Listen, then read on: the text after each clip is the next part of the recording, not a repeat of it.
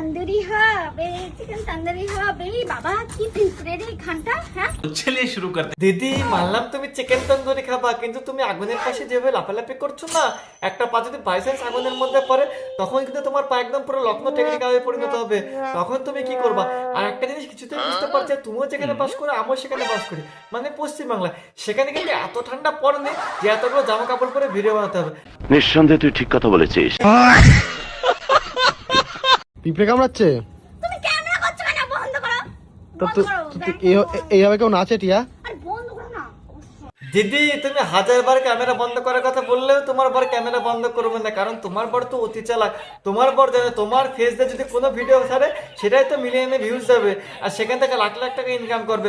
তুমি কোন ড্রেসে রয়েছো, কিভাবে রয়েছো সেটা দেখবে না, ভিডিও করে সোশ্যাল মিডিয়ায় পোস্ট করতে হবে, এটাই তার কাজ। আর তোমার সামনে অন্য কোনো কাজ নেই। কি বললাম বুঝতে পারলে?